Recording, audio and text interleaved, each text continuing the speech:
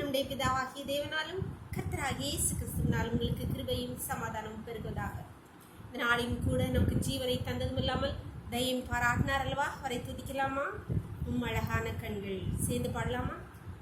அழகான கண்கள் என்னை கண்டதாலே முடிந்ததென்று நினைத்து நான் உயிர் வாழ்கின்றேன்.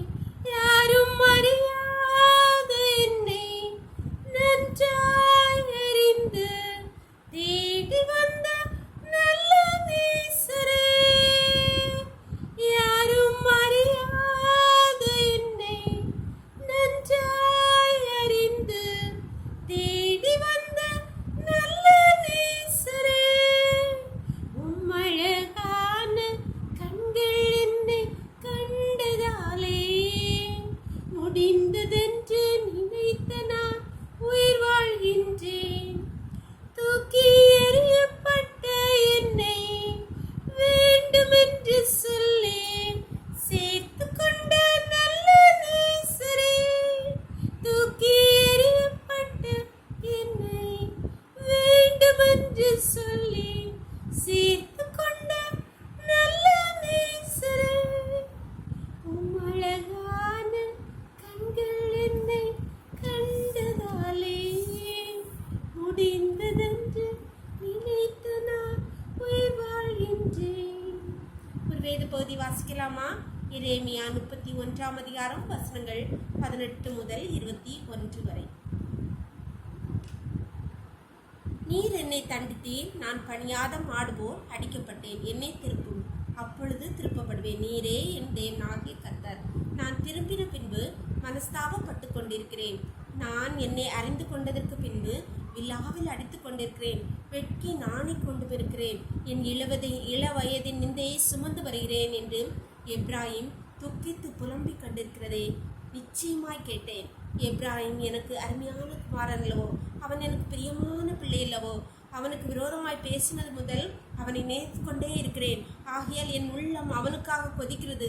அவனுக்கு உருக்கமாய் இறங்குவேன் என்று கர்த்தர் சொல்கிறார். உனக்கு குறிப்படையாளங்களை நிறுத்து, உனக்கு தூண்களை நாட்டு. நீ நடந்த வழியாகிய பாதையின் மேல் உன் மனதை வை. இஸ்ரவேலாகிய குமாரத்தியை திரும்பு, இந்த உன்னுடைய பட்டணங்களுக்கே திரும்பு. அன்பான தேவனுடைய பிள்ளைகளே, இங்கே எரேமியா தீர்க்கதரிசியை கொண்டு எப்ராஹிமை குறித்து, எப்ராஹிம் யாக்கோபுடைய பிள்ளைகளிலே ரூபன் தான் சிரேஷ்ட புத்திரன். ஆனால் பின்பு யாக்கோபால் எப்ராஹிம் தான் யோசேப்புடைய குமாரன் ஆகிய எப்ராஹிம் தான் சிரேஷ்ட புத்திரனாக அங்கீகரிக்கப்படுகிறான். இதை தானே கர்த்தராகிய ஆண்டவர் சொல்லார், எப்ராஹிம் என்னுடைய சிரேஷ்ட புத்திரன், எனக்கு பிரியமான பிள்ளை, எனக்கு பிரியமான குமாரன். எவ்வளோ அழகாக ஒரு தாய் தன் நம்ம கொஞ்சது போல ஆண்டவரும் எவ்வளோ அழகாக கொஞ்சிக்கிறார். நம்மளை பார்த்து அவன் என்னை விட்டு போய் என்னை விட்டு போனால் எனக்கு பிரியமில்லாத காரியங்களை செய்தபடியால் நான் அவனை தண்டித்தேன். ஆனால் இப்பொழுதோ அவன் தன் இளைவயதின் பாவங்களை நினைத்து திரும்பி என்னிடத்தில் திரும்புவதற்காக அவன் மனஸ்தாபப்பட்டு கொண்டிருக்கிறதை பார்த்தவன கர்த்தர் சொல்கிறார். எவ்வளவு இரக்கமாய் சொல்கிறார். அவன் எனக்கு பிரியமான பிள்ளைல்லவா, எனக்கு பிரியமான குமாரன், அவனை தண்டித்த முதல் என் உள்ள குமரி கொண்டிருக்கிறது என்று சொல்கிறார். அன்பான தேவனுடைய பிள்ளைகளே, நம்முடைய வாழ்க்கையிலும் இதே இடத்துல எப்ராஹிம் என்ற பிரியமான பிள்ளைன்னு சொல்கிற இடத்துல நீங்கள் ஒவ்வொரு உங்கள் பேரை வச்சு பாருங்கள். கர்த்தர் உங்கள் பேரச்சி சொல்லுறது போல் நீங்கள் உங்கள் பேரை வைத்து அதில் சொல்லுங்கள்.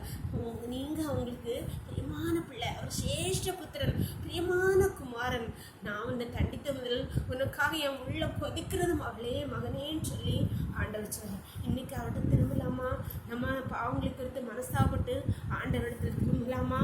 அவர் நமக்காக உயர்ந்த காரியங்களை, பெரிய காரியங்களை வச்சிருக்கார், நம்மை ஆசீர்வதிப்பிருக்காங்க. ஜெபம் பண்ணலாமா? எங்களை நேசிக்கிற எங்கள் பரலோகத்தின் தகப்பனே, இந்த அருமையான நாளுக்காக நன்றிப்பா.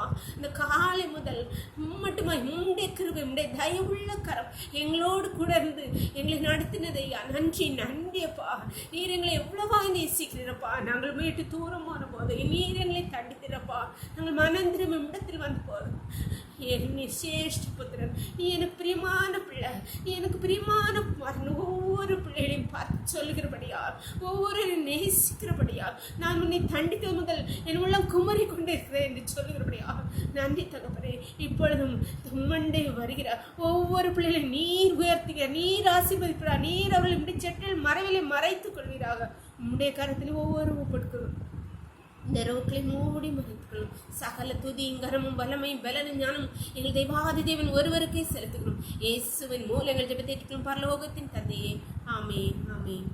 God bless you. கர்த்தர் உங்களை ஆசீர்வதிப்பாராக.